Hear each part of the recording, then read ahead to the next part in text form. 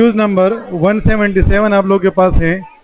A bouquet of roses lend colour and fragrance to the room. इसमें आप लोग के पास जो राइट ऑप्शन होगा that is option B.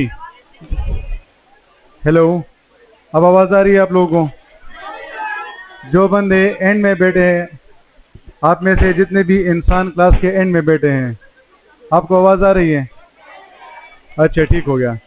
MCQs number 177 आप लोग के पास होगा।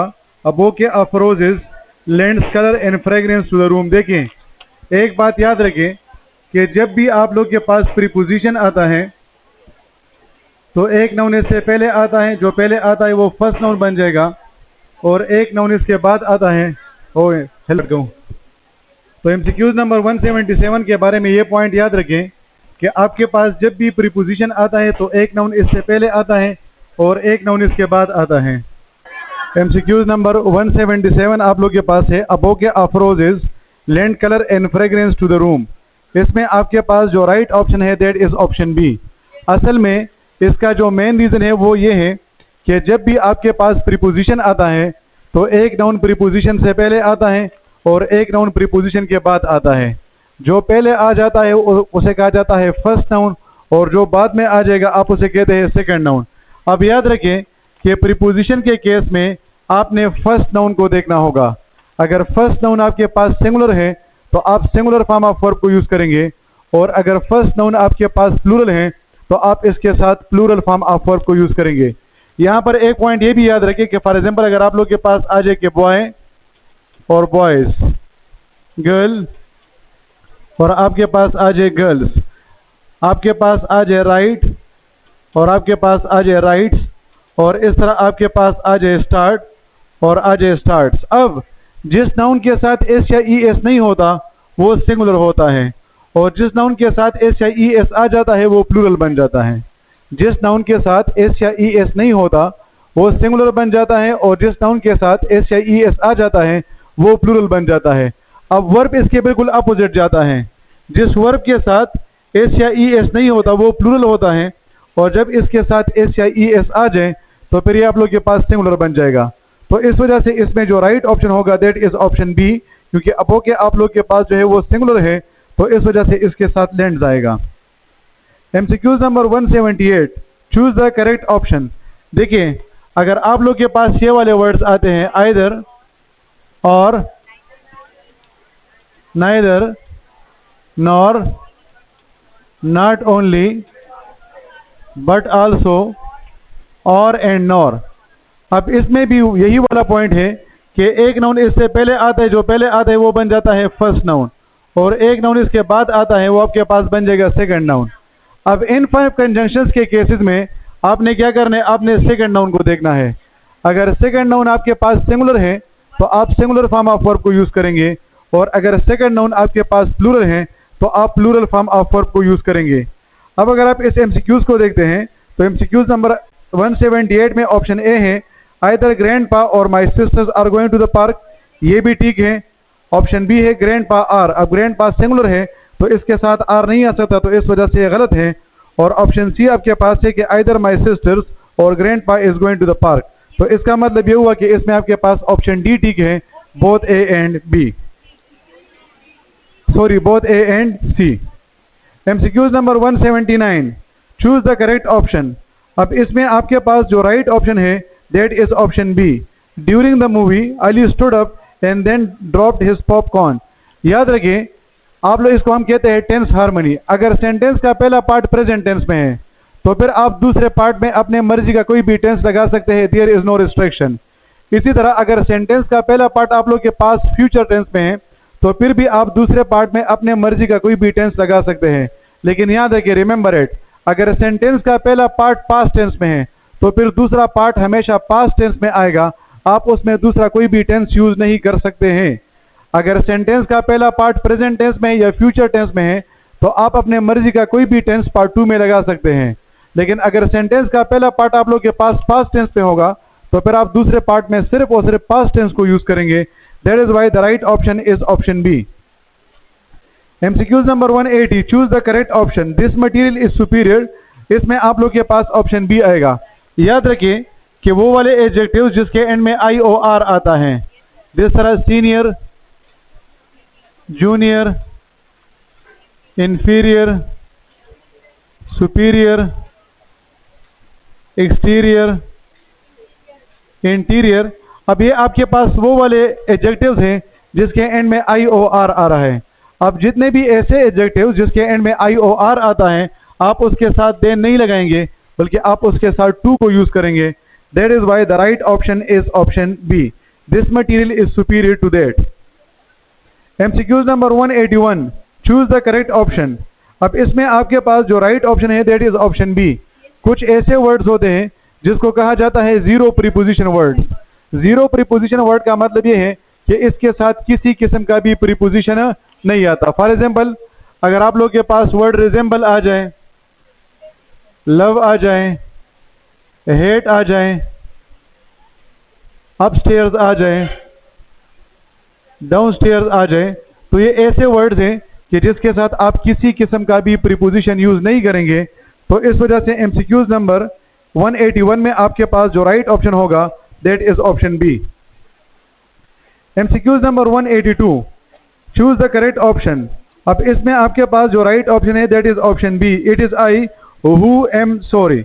देखिए ये तीन वर्ड याद रखें, एक आपके पास है हु, दूसरा है विच, और तीसरा आपके पास है दैट।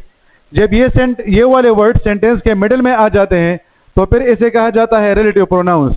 अब याद रखें कि जब भी ये तीन वर्ड्स आते हैं तो इससे पहले हमेशा नाउन या प्रोनाउन आएगा, और इसके बाद हमेशा क्या आएगा, वर्ब आएगा। जब भी ये तीन वर्ड्स आते हैं हु, विच और दैट, अब इससे पहले हमेशा नाउन या प्रोनाउन आएगा और इसके बाद हमेशा वर्ब आएगा। अब ये जो वर्ब आएगा, ये वाला वर्ब, ये इस नाउन या प्रोनाउन के मुताबिक होगा। अगर ये नाउन सिंगुलर है तो ये वर्ब भी सिंगुलर होगा, अगर ये नाउन प्लूरल है तो ये वर्ब भी प्लूरल होगा। अब अगर आप इस एमसीक्यूज को देखते हैं तो इन वर्ड से पहले हमारे पास आई है आई, तो आई के साथ क्या आता है, एम आता है। तो इस वजह से इसमें जो राइट ऑप्शन होगा that is option B, it is I who am sorry. MCQs number 183, choose the correct option, please give it to John और मी। इसमें आप लोग के पास जो राइट ऑप्शन है दैट इज ऑप्शन बी। क्यों? देखिए एक आपके पास होता है सब्जेक्ट प्रोनाउन जिसमें आता है I, we, you, he, she, it and they, और एक आपके पास होता है ऑब्जेक्ट प्रोनाउन जिसको आप ऑब्जेक्टिव प्रोनाउन भी कह सकते हैं, me, us, you, him, her, it and them. अब 7 आप लोग के पास सब्जेक्ट प्रोनाउन है और 7 आप लोग के पास ऑब्जेक्ट प्रोनाउन है। अब याद रखें कि इनके दरमियान आता है वर्ब। अब वर्ब से पहले आपने हमेशा सब्जेक्टिव प्रोनाउन लगाना है और वर्ब के बाद आपने क्या करना है, ऑब्जेक्टिव प्रोनाउन लगाना है। वर्ब से पहले सब्जेक्टिव प्रोनाउन और वर्ब के बाद ऑब्जेक्टिव प्रोनाउन। फॉर एग्जाम्पल, अगर हम यहाँ पर सेंटेंस लिखते हैं कि me called she, me called she, अब ये सेंटेंस गलत हो जाएगा। क्यों? क्योंकि कॉल्ड आपके पास वर्ब है और वर्ब से पहले क्या आएगा, सब्जेक्टिव प्रोनाउन, और यहाँ पर हमने क्या लगाया है, ऑब्जेक्टिव। तो इस वजह से माई को आप रिप्लेस कर लेंगे आई के साथ। इसी तरह वर्ब के बाद आपके पास क्या आएगा, ऑब्जेक्टिव प्रोनाउन, और हमने यहाँ पर क्या लगाया है, सब्जेक्टिव। तो इस वजह से आप इसको चेंज करके हर में चेंज कर लेंगे तो ये आपके पास हो जाएगा आई कॉल्ड हर। अच्छा, यहाँ पर ये आपके पास यू और इट दोनों फॉर्म में सेम रहता है। अब अगर आपके पास सेंटेंस आ जाए कि आई कॉल्ड यू और सेंटेंस आ जाए यू कॉल्ड मी, मतलब ये हुआ कि अगर ये वर्ब के बाद आता है तो फिर ये ऑब्जेक्टिव है, और अगर ये वर्ब से पहले आता है तो फिर इसका मतलब ये हुआ कि आप लोग के पास क्या है, सब्जेक्टिव प्रोनाउन है। तो चूंकि आप लोग के पास गिव वर्ब है तो इस वजह से इसमें ऑब्जेक्टिव प्रोनाउन आना चाहिए। So the right option is me. MCQs number 184, अच्छा, read each sentence to find out whether there is any grammatical error और इडियोमेटिक एरर इन इट। यहाँ पर एक पॉइंट को समझे, इससे पहले आपने जितने भी एमसीक्यूज सॉल्व कर लिए हैं इसमें आपके पास 4 ऑप्शन थे। इन 4 ऑप्शन में से 3 गलत थे और 1 ठीक था। जो ठीक था वही आपका ठीक जवाब बन गया। जहां तक स्पॉटिंग द एरर की बात होती है, अब यहां पर आप इसके अपोजिट जाएंगे। आपके पास इस सेंटेंस के 4 पार्ट्स होंगे। इन 4 पार्ट्स में से 3 ठीक है और 1 पार्ट में गलती है, तो जो पार्ट गलत है वही आपका ठीक आंसर बन जाएगा। ठीक है, तो एमसीक्यूज नंबर 184 है, I went to the library to get as many information as I could. अब एक आपके पास है मेनी और दूसरा आपके पास है मच। मेनी को आप यूज करेंगे काउंटेबल नाउन्स के साथ और मच को आप यूज करेंगे अनकाउंटेबल नाउन के साथ। एक आपके पास है मेनी और दूसरा आपके पास है मच, तो मेनी को आप यूज करेंगे काउंटेबल नाउन्स के साथ, जबकि मच को आप यूज करेंगे अनकाउंटेबल नाउन्स के साथ। देखिए, काउंटेबल और अनकाउंटेबल नाउन के दरमियान जब डिफ्रेंसिएशन की जाती है तो लोग नॉर्मली कहते हैं कि वो चीज़ें जिसे हम काउंट कर सकते हैं वो काउंटेबल है और जिन चीज़ों को हम काउंट नहीं कर सकते वो अनकाउंटेबल है। ये डिफिनीशन गलत होगी, क्योंकि अगर आप वैसे फारिग हो और आप जो है वो लोबी उठा लेते हैं, ठीक है, बीन्स, तो आप उसे भी गिन सकते हैं। लेकिन इसमें जो आपके पास मेन वर्ड है दैट इज वर्ड इजीली, वो चीज़ें जिनको आप आसानी से काउंट कर सकते हैं वो आपके पास काउंटेबल हैं और जिन चीज़ों को आप आसानी से काउंट नहीं कर सकते वो अनकाउंटेबल है। Point number 1। पॉइंट नंबर 2, जिन चीज़ों को आप अपने फिंगर टिप से काउंट कर सकते हैं 1 2 3, तो ये आपके पास काउंटेबल है और जिन चीज़ों को आप अपने फिंगर टिप से काउंट नहीं कर सकते हैं वो आप लोग के पास अनकाउंटेबल नाउन के कैटेगरी में आ जाएगा। तो इन्फॉर्मेशन आप लोग के पास एक अनकाउंटेबल नाउन है, तो इस वजह से मेनी नहीं बल्कि यहाँ पर आप लोग के पास क्या आना चाहिए, मच आना चाहिए।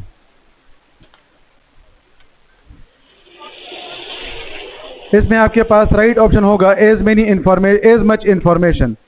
तो आप लोग के पेपर में ये कौन सा ऑप्शन है, तो सी होगा, ठीक है। एमसीक्यूज नंबर 185, याद रखिए जब भी आपके पास वर्ड बोथ आएगा, बोथ, तो आप उसके बाद नाउन भी प्लूरल लगाएंगे और उसके बाद वर्ब भी प्लूरल आएगा। जब भी आपके पास वर्ड बोथ आएगा तो इस वर्ड बोथ के बाद आपके पास नाउन भी प्लूरल होगा और इसके बाद वर्ब भी आप लोग के पास प्लूरल आएगा। अब एमसीक्यूज हैं कि बोथ ऑफ द बाइसाइकल्स, अब नाउन तो आप लोग के पास प्लूरल आया है लेकिन in the garage is broken, अब ये आपके पास सिंगुलर नहीं होना चाहिए बल्कि आपके पास आर होना चाहिए, क्योंकि जब भी बोथ आता है तो उसके साथ नाउन भी प्लूरल आता है और उसके साथ वर्ब भी प्लूरल आता है। So the right option is option D.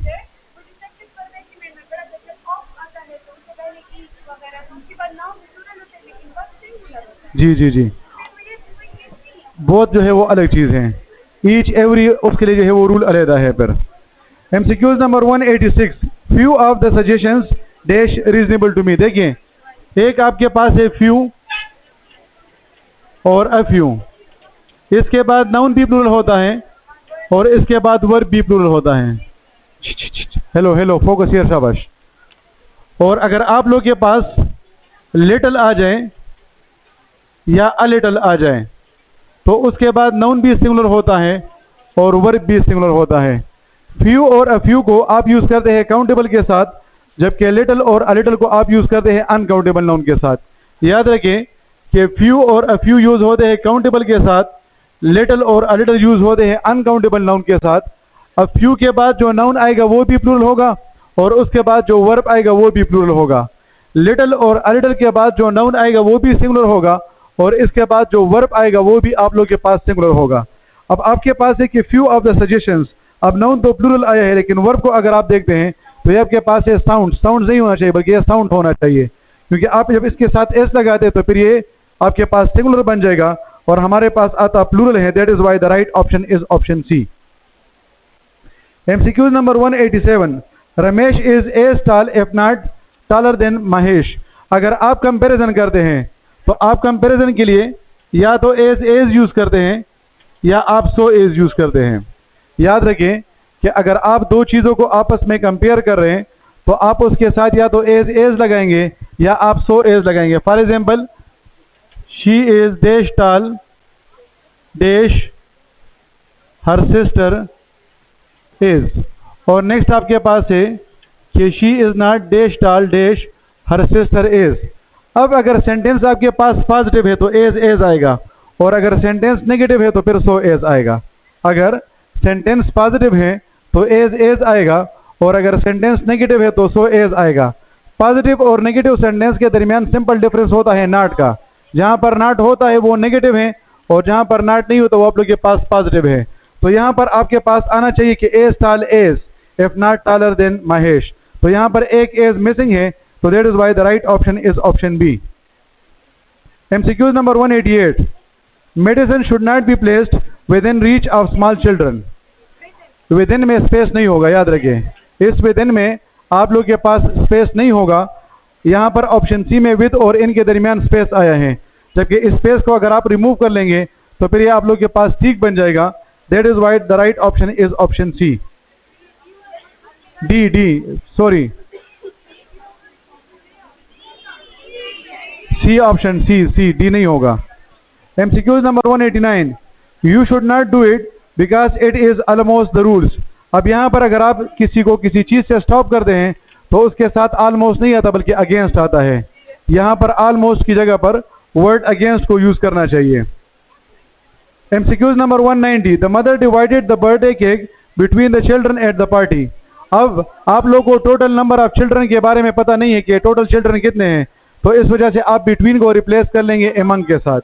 आप बिटवीन को रिप्लेस कर लेंगे एमंग के साथ। MCQ number 191, I have got some tea but I do not have days sugar. A नहीं होगा बल्कि एनी होगा। देखिए, एक आपके पास होता है सम, दूसरा है एनी। सम आता है पॉजिटिव सेंटेंस में, जबकि एनी आता है नेगेटिव और इंट्रोगेटिव सेंटेंस में। अब यहाँ पर आपके पास है आई डू नॉट हैव, तो चूंकि सेंटेंस आपके पास नेगेटिव बन गया है तो आप यहाँ पर ए को रिप्लेस कर लेंगे एनी के साथ। MCQ number 192, choose the correctly spelled word. अब इसमें आपके पास जो राइट ऑप्शन है that is option A, satellite, SATELLITE, SATELLITE, satellite. Option A is the right one. इसमें बिटवीन नहीं आएगा, एमंग आएगा। देखिए 190 में वर्ड बिटवीन की जगह पर एमंग आएगा, एमंग। 191 में ए की जगह पर एनी आएगा। हाँ, 188 यहाँ पर विदिन में देखिए, ये विदिन ऐसा होना चाहिए, इसमें स्पेस नहीं होगा। MCQ नंबर 192 में आपके पास है satellite, SATELLITE, option A is the right one. MCQ number 193, I need a book dash cover is black. अच्छा देखिए, एक आपके पास है who, which, whose, whom, which और that। याद रखिए कि हु के बाद जो नेक्स्ट वर्ड होता है वो वर्ब होता है, whom के बाद जो नेक्स्ट वर्ड होता है वो प्रोनाउन होता है, whose के बाद नाउन होता है, which के बाद भी वर्ब आता है और that के बाद भी वर्ब आता है। अब कवर आप लोग के पास नाउन है, कवर क्या है, नाउन है, तो इस वजह से इसमें राइट ऑप्शन होगा ऑप्शन सी, whose। और MCQ नंबर 194 होगा हॉस्टाइल मीन्स एग्रेसिव, और इसके ये एमिकेबली, फ्रेंडली और पीसफुल, इन तीनों का मतलब सेम है और ये इसके एंटोनिम्स है। ठीक है, तो एग्रेसिव और हॉस्टाइल आप लोग के पास जो है वो सिनोनिम्स बन जाएंगे। Thank you.